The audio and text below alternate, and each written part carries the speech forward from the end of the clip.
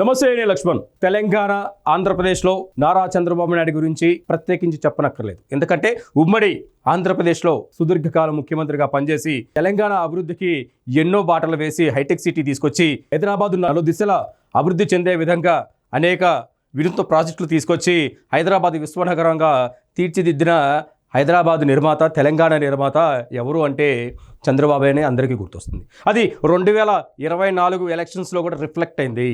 అదే 2023 ఎలక్షన్ టైంలో బీఆర్ఎస్ ఇంటికి పంపించడానికి కూడా దోహదపడింది.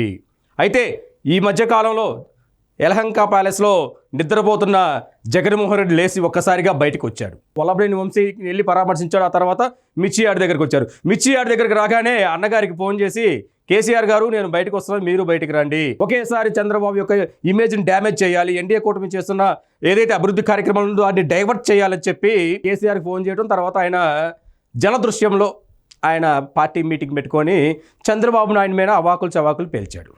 ఏమని పేల్చాడు?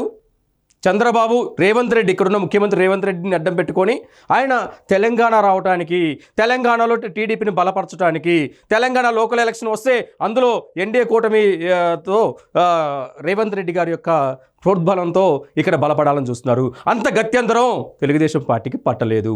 తెలుగుదేశం పార్టీ పుట్టింది ఎక్కడో మర్చిపోయి మాట్లాడుతున్నారు కేసీఆర్ గారు. ఇది గుర్తుపెట్టుకోవాలి. టీడీపీ పార్టీ పుట్టింది ఈ గడ్డమేనే, తెలంగాణ గడ్డమే నుంచే టీడీపీ పార్టీ ఆవిర్భవించింది. తెలంగాణ గడ్డ ప్రజలే అన్న ఎన్టీఆర్ గారిని, చంద్రబాబు నాయుడు హక్కును చేర్చుకొని అత్యధిక సీట్లు ఇచ్చిన గడ్డ కూడా తెలంగాణే. అది మర్చిపోయి మాట్లాడుతున్నారు. చంద్రబాబు నాయుడు చూస్తే ఇప్పుడు మీకు వెన్నులో ఉణుకు పుడుతుంది. అక్కడ జగన్మోహన్ రెడ్డి, ఇక్కడ తెలంగాణలో కేసీఆర్ ఉడికిపోతున్నారు. అందుకే పిచ్చి పేలాపను పేలుతున్నారు. కేసీఆర్ అండ్ కో కూడా ఒక్కొక్కరుగా బయటకు వచ్చి మాట్లాడుతున్నారు నీటి గురించి, వాటి గురించి. అయితే మీకు 5 సార్లు 1985 నుంచి 1999 దాకా 5 సార్లు మీకు ఎమ్మెల్యే టికెట్ ఇచ్చింది తెలుగుదేశం పార్టీ, గుర్తుపెట్టుకోవాలి. మీకు మంత్రి పదవి ఇవ్వలేదని చెప్పి 2021లో టీఆర్ఎస్ని స్థాపించారు. ఆ నుంచి మీరు సాగించిన ప్రస్థానం, మీరు చేసిన కాంగ్రెస్ చేసిన కుట్రల నేపథ్యంలో ఎన్నో అవాంతరాలను, విపత్తులను ఎదుర్కొంటూ అశాస్త్రీయంగా 2 రాష్ట్రాలను విడగొట్టిన దుర్మార్గుడి నువ్వు. అయినా పర్లేదు, నీ నిధులు, నియామకాలు, నీళ్లు అని చెప్పి నువ్వు ఆడిన డ్రామాకి 2023లో తెలంగాణ బిడ్డలు కళ్ళు తెరుచుకున్నారు. ఫామ్ హౌస్లో కూర్చోబెట్టారు. ఫామ్ హౌస్లో కూర్చోండి, భజన చేసుకుంటారు, తాగుతారు, తందనాలు వేసుకుంటారు, మీ ఇష్టం.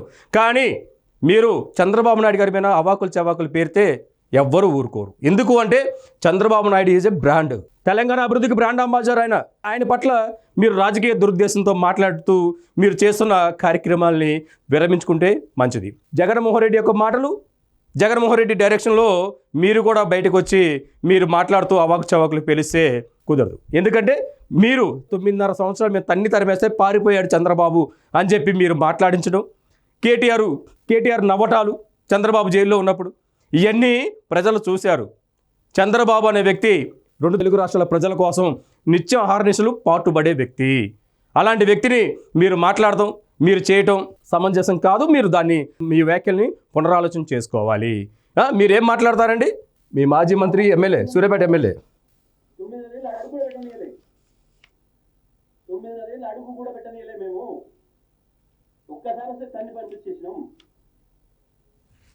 9.5 ఏళ్ళు చంద్రబాబు నాయుడిని తెలంగాణలో అడుగు పెట్టనివ్వలేదు.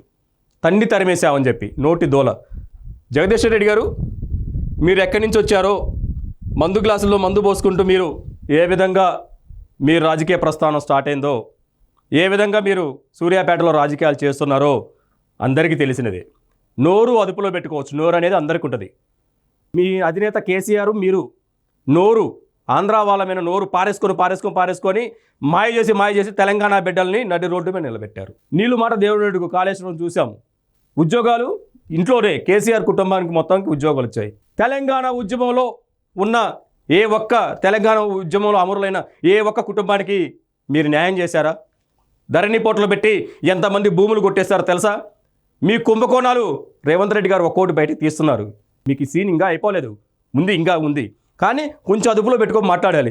కేసీఆర్ అనే వ్యక్తి 5 సార్లు తెలుగుదేశం పార్టీ టికెట్ ఇస్తే గెలిచిన వ్యక్తి, రాజకీయ భిక్ష పెట్టిన తెలుగుదేశం పార్టీ.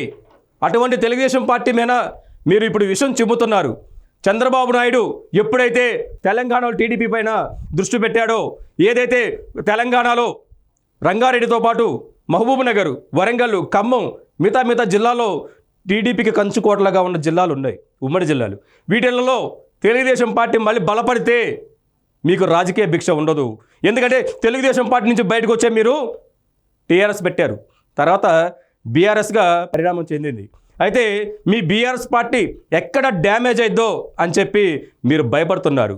ఎందుకంటే వచ్చే లోకల్ ఎలక్షన్లో ఎన్డీఏ కూటమి ఇక్కడ పోటీ చేస్తే మీ డిపాజిట్లు లోకల్లో గల్లంతవుతాయని చెప్పి భయం పట్టుకుంది కాబోలు. కానీ మీ చరిత్ర మర్చిపోయి మాట్లాడుతున్నారు. ఇప్పటికైనా ఒక జ్ఞానోదయం అయ్యి మీ చరిత్ర ఒకసారి మీరు పునరాలోకనం చేసుకోవాలి. మీ చరిత్ర ఒకసారి చూడు. ఓల్డ్ వీడియో ఒకటి, ఎక్స్క్లూజివ్ వీడియో మీకు చూపిస్తాను.